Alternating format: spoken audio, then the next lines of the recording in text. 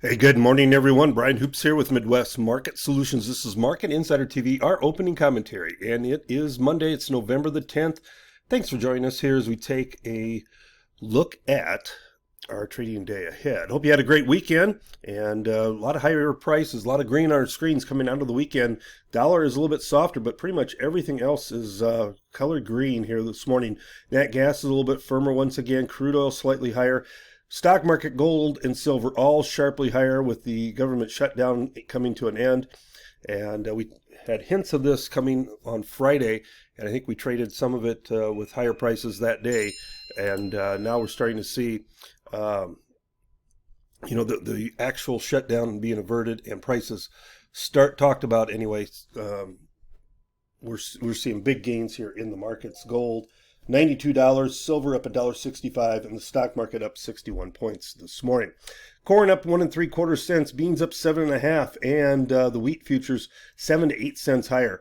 As we're seeing, as I said, large gains as the news has been favorable over the weekend and so far this morning. Let's take a look at some of our news features. We're redesigning our website, but you still check out our old site, MidwestMarketSolutions.com, where you can sign up for our newsletters and our text services. Follow us on Twitter, Midwest Markets, and Brian Hoops will be keeping you up to date with the latest news as well as our text service. So, forecasts out of South America look good. Very good for South American growing conditions. Drier conditions are seen in Argentina, and they kind of need it as they need to catch up on some of their planting, but extended periods of dryness will start to give the trade concerns. But right now the forecast with the 6-10 days of rain in Brazil and not hot temperatures but just drier conditions are considered favorable.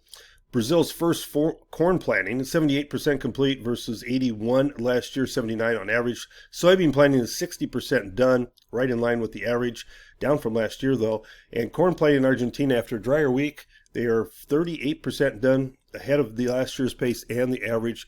So they are certainly wanting to get some rain here as they advance that corn planting. So the big news coming over the weekend, and we heard talks that SNAP benefits were going to be released and honored on Friday. We heard some reports about that. We heard that maybe some of the Democrats were willing to compromise and willing to vote. And last night, the Senate voted 60 to 40 in favor of advancing the government funding bill, and that clears its way to make this happen. So 8 Democrats crossed party lines to back the measure, and now pretty much just it'll be rubber stamped here as it goes to the House and President Trump's desk, and then it will be done.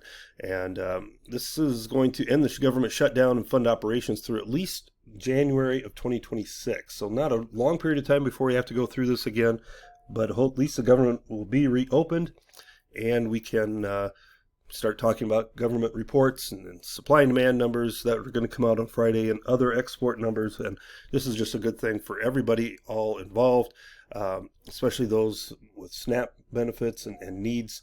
And we're glad to see this finally happen and take place. WASDE report was scheduled to be out today, but it's been pushed back till Friday the 14th. That'll be 11 o'clock. And they had previously said they would do a cattle on feed when it was expected to be released the 21st. That's at 2 p.m. Active cash trade in the north last week, 228, 230 live, 358, 360 dress. Slightly lower than last week. In the south, we saw a trade at 232, $3 to $4 lower than last week. Saw a nice rally on the futures on Friday as we had talked about SNAP benefits coming to and would be replenished, and they would be able to be received, and that gave us a nice rally in the cattle. It looks like we're trying to put a bottoming formation in this cattle market, and with this border being closed, in fact, there was another case of the screwworm virus over the weekend. Jalisco, which is a state in Mexico, reported its first case. Doesn't look like that border is going to be open anytime soon. So government open, positive for everybody involved, including the cattle, as we'll have reports and benefits back to people who need them this morning. So it looks favorable for a positive opening here in the grains, livestock, metals markets this morning. Have a great day. Good luck and good trading. This has been Brian Hoops for Midwest Market Solutions.